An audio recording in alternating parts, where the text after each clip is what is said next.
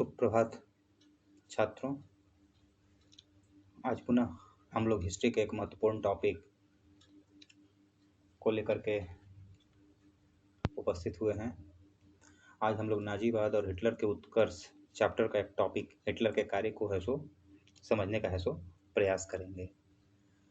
तो मित्रों, जैसा कि हम लोग जानते हैं कि हिटलर है सो जर्मनी का था और जर्मनी के उत्कर्ष के लिए उसने है सो दो प्रमुख है सो कार्य किए, या फिर कहें कि उसके कार्यों को दो भागों में है सो बांट सकते हैं।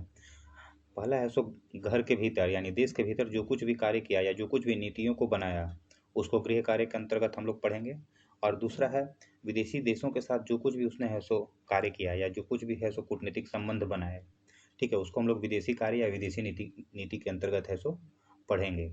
तो सबसे पहले हम लोग है सो गृह कार्य या गृह नीति के विषय में है सो जानेंगे। पहला पॉइंट है अधिनायक तंत्र की स्थापना। हिटलर ने है सो अपनी ताकत का, अपने व्यक्तित्व का और अपने सपोर्टर्स और अपनी सेना पर पकड़ बना करके है सो पूरे जर्मनी में अधिनायक तंत्र की स्थापना की। सत्ताओं को है सो अपने हाथों में है सो उसने है सो केंद्रित कर लिया और पूरा का पूरा जर्मनी का वो है सो तानाशाह है सो बन जाता है।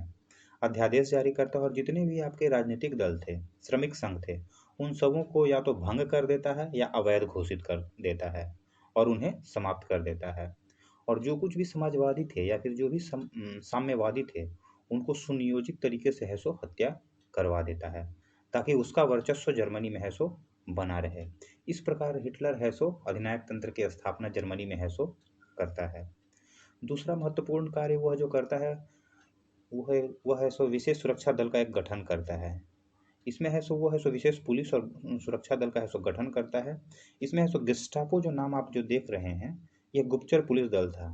यह है सो जनता के बीच में है सो गुप्तचरी का कार्य करता था और जो भी हिटलर के विरुद्ध है सो बातें होती थी या कार्य होते थे उनकी सूचना है सो हिटलर तक पहुंचाता था और तत्पश्चात हिटलर के आदेश के बाद उस व्यक्ति को या फिर उस संस्थान को है सो समाप्त कर दिया जाता था। तीसरा है यहूदियों पर भीषण अत्याचार। हिटलर जो है सो कार्य करता है वो यहूदियों पे है सो भीषण अत्याचार करता है। वो यहूदियों से बहुत ही नफरत करता था, उनसे घृणा करता था और उन्हें सूदखोर मानता था, जर्मनी की दुर्दशा के लिए जिम्मेवार मानता था। इस कारण है सो वो कई दमनकारी कानून है सो बनाता है और यहूदियों पे अवर्णनीय अत्याचार करता है, ठीक है। फॉर एग्जाम्पल उनकी संपत्ति को जब्त कर लेता है, उनको मताधिकार से वंचित कर देता है। इसके लिए उसने है सो न्यूरेमबर्ग में एक कानून भी बनाया था 1935 ईस्वी में। यहूदियों को अलग बस्ती में रहने के लिए मजबूर किया जाता है जिसको घेटो कहते थे, ठीक है। और उनको यातना पकड़ पकड़ करके उनको यातना शिविरों में भी भेजा जाता था।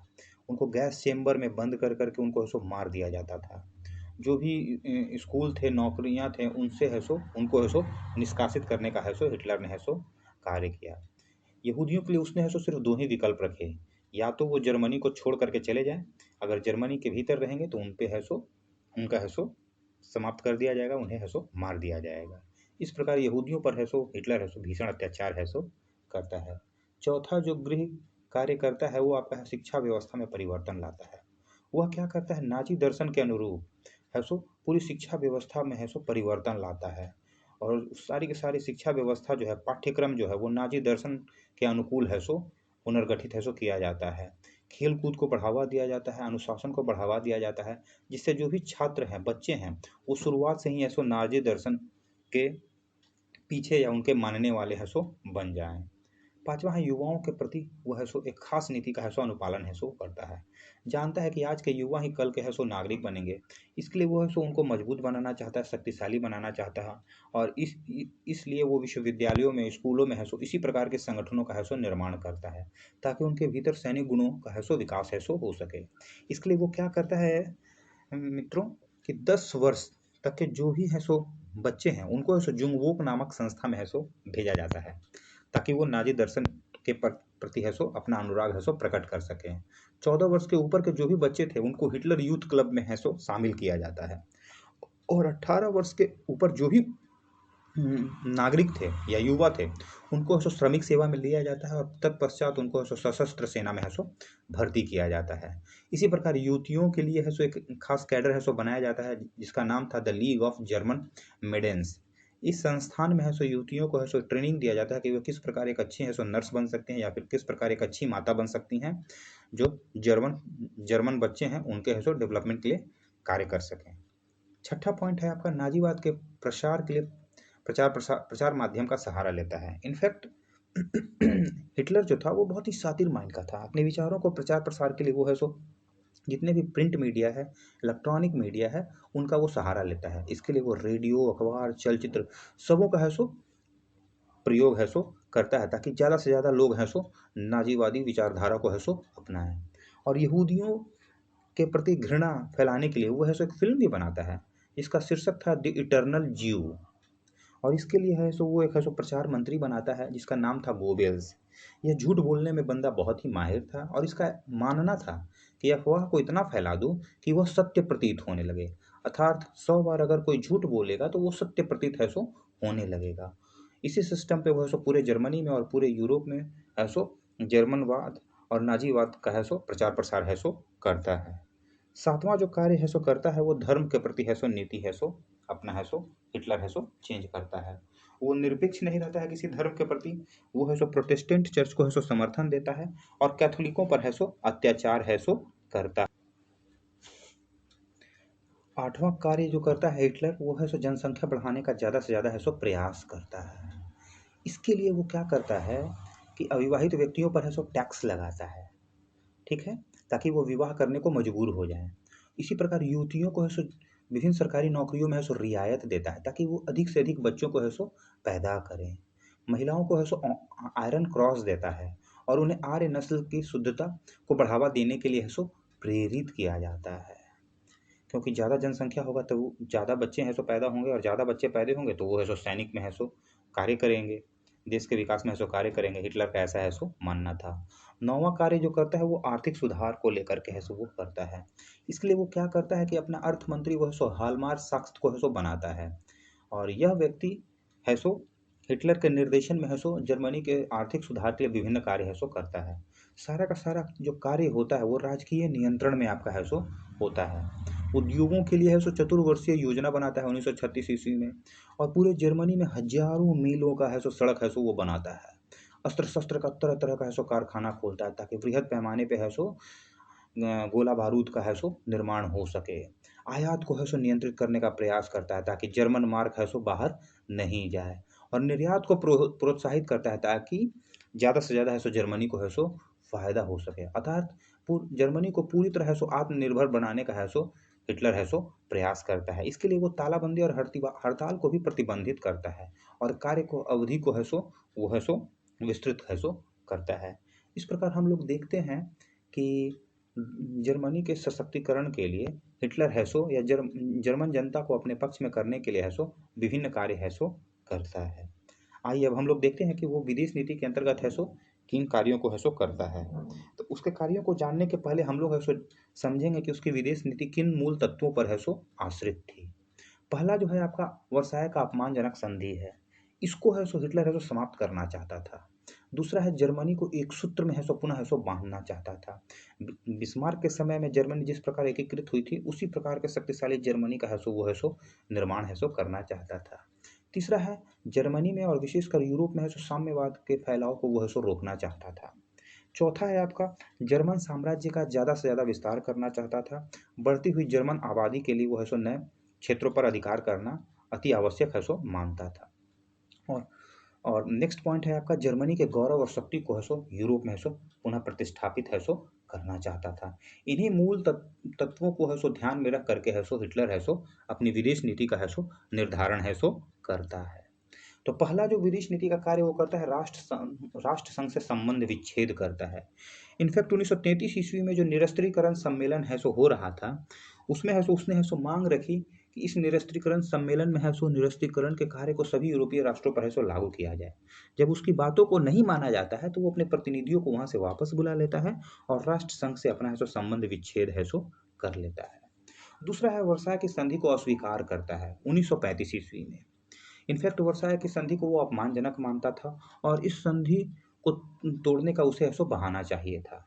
इस संधि को तोड़ करके वो क्षतिपूर्ति देने से ऐसे इनकार कर देता है और सैनिक सेवा को अनिवार्य बना देता है। अर्थात जो भी प्रतिबंध लगाए गए थे कि जर्मन है सो अपने सैनिकों को है सो सीमित रखेगा, नौसेना के डेवलपमेंट के लिए कार्य नहीं करेगा, इन सारों को वो अस्वीकार कर देता है और जर्मनी में है सो प्रत्येक व्यक्ति को है सो सैनिक सेवा के लिए है सो मानना अनिवार्य कर देता है।